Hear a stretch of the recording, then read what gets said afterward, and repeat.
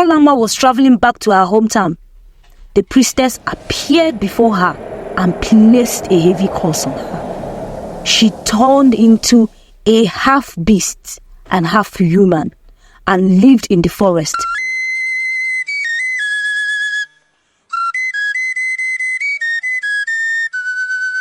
One beautiful morning, as Ezedike was moving across in the village forest, he saw a beautiful girl named Olamma sitting by the side of the bush, crying. Olamma was a beautiful girl who was an orphan, who lived all alone. That morning, she had gone to pick some firewood inside the forest, where she fell from a hill and broke her legs. She was unable to move or walk, so she sat there crying when Ezedike came to her rescue. Ezedike took pity on her and carried her home to her hut. Olamma and Ezedike became friends. She began to fall in love with Ezedike. But however, Ezedike did not love her. Rather, he saw her as a good friend. But Olamma thought he loved her in a romantic way. But little did she know that Ezedike never saw her as a lover. Olamma had a friend called Ugo, who always visited her. Ugo's parents were late as well, although she hailed from a rich family, and she lives alone in the house her father left for her. One of the days Ugo visited her friend Olamma, she met Ezedike in her house. Ezedike couldn't take his eyes off Ugo. He instantly fell in love with Ugo and began to ask Olamma about her. Olamma felt very bad and jealous about this. She was heartbroken. Ezedike and Ugo became lovers and finally got married. But Olamma couldn't bear the pain and she swore to deal with Ezedike and her friend Ugo. She said to herself, I, Olamma, I saw Ezedike before Ugo, but she has the guts to betray me and take him away from me.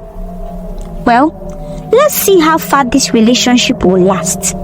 I will destroy them and this village. Olamma, who was pretending to be nice, was not who she really was.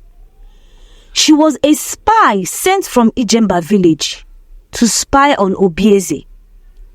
She has been living in the village for years, gathering information about Obieze village and sending to Ijemba people.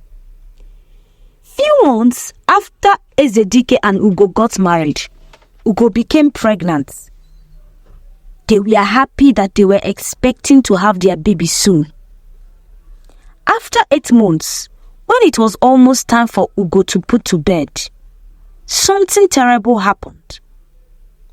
Olamma, who had sworn to deal with the couple, sent a message to Ijemba to invade Obieze village. This is the best time to deal with Ezedike. Yes, while his wife is in labor, he will be fighting at the battlefront and his attention will be divided. It will be easier to kill him. Yes, this is the best plan to kill him. That night, as everywhere was calm and everyone had retired to the warmth of their village, the moon in full and bright in the sky, the Ijemba villagers invaded Obieze village, destroying houses and markets. Ezedike, who was with his wife, left to defend his homeland, fighting with all his strength and might. His wife Ugo was left alone with the midwife. While he was at the battlefield fighting, his wife went into labor.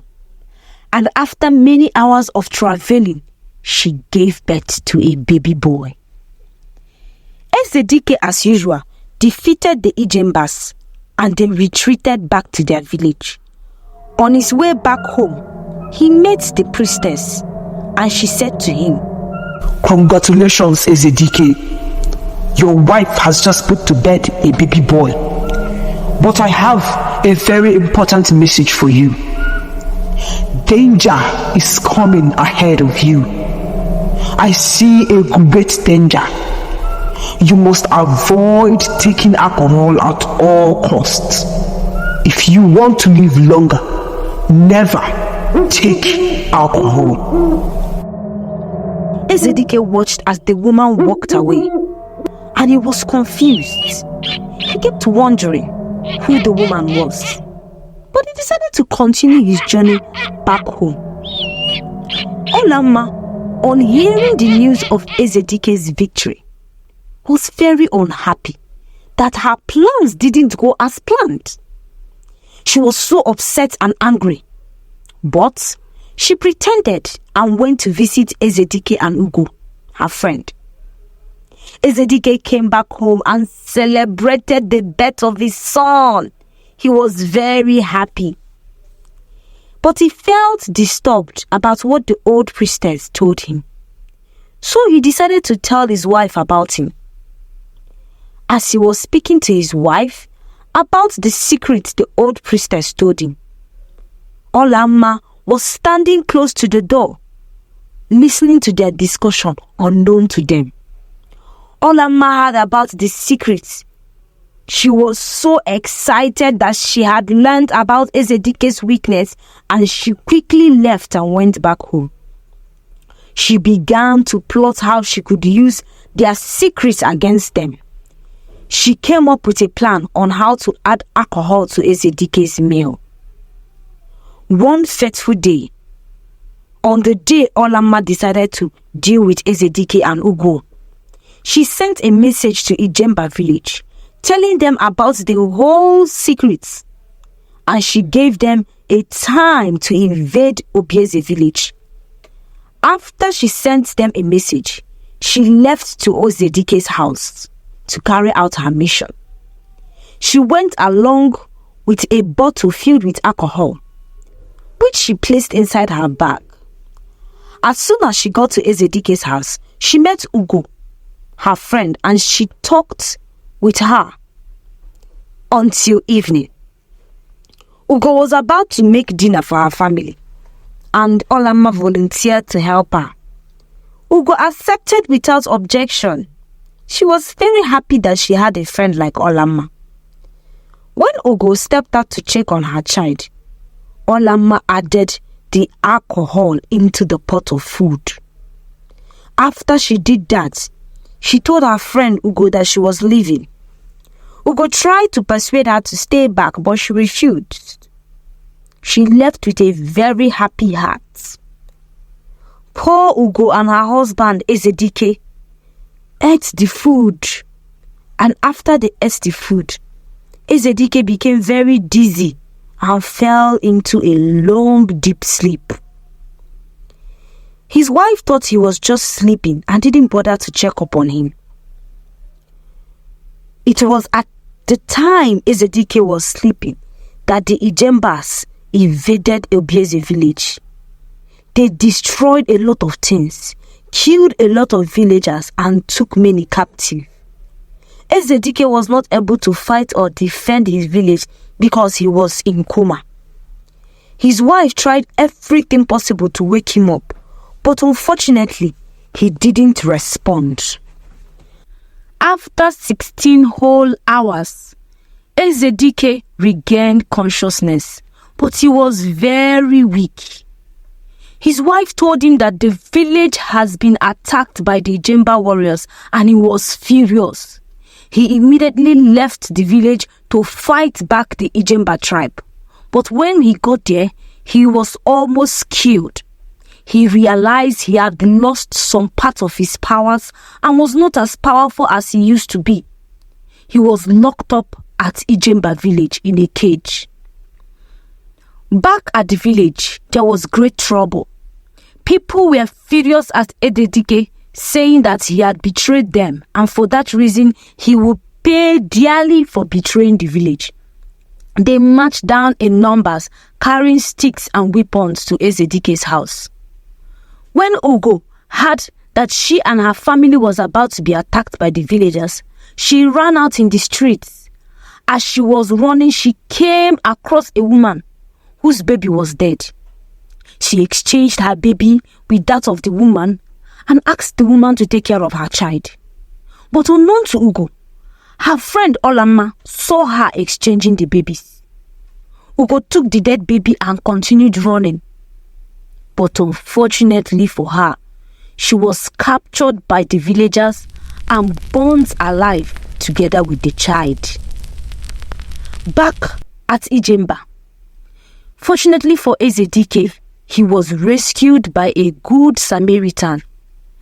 Ezedike ran back to Obiese, but when he got there, he found out that his wife and child were dead because the villagers had set them ablaze.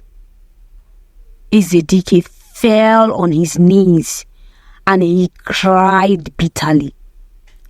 He was about to leave when he saw another group of villagers approaching him. He ran into the forest, but they kept chasing after him. He kept running until he got to the village river, which was at the end of the forest.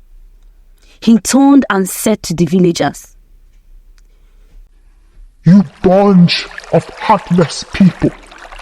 All these years of protecting you people, and this is how you pay me back.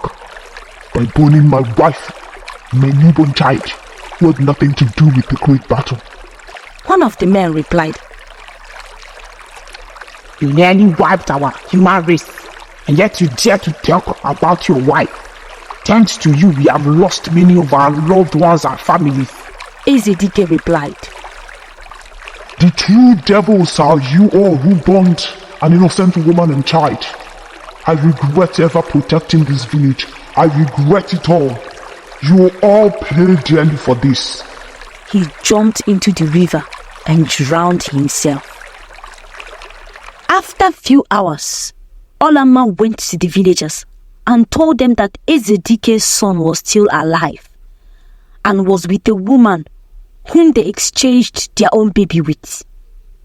The villagers marched to the woman and took the child away from her. They marched to the village river to throw him into the deep river.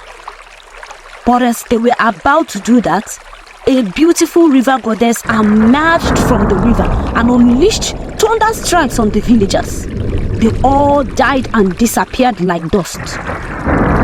She took Ezedike's son onto the mountains and trained him there, where he grew and became a great fighter like his father. Ezedike and his wife lost their lives for the sake of humanity. They gave their lives to people who never appreciated their sacrifices. The priestess, on seeing the destruction that Olamma had caused on our village, went into a big rage. As Olamma was traveling back to her hometown, the priestess appeared before her and placed a heavy curse on her. She turned into a half beast and half human and lived in the forest for the rest of her life in deep pain and agony. The end.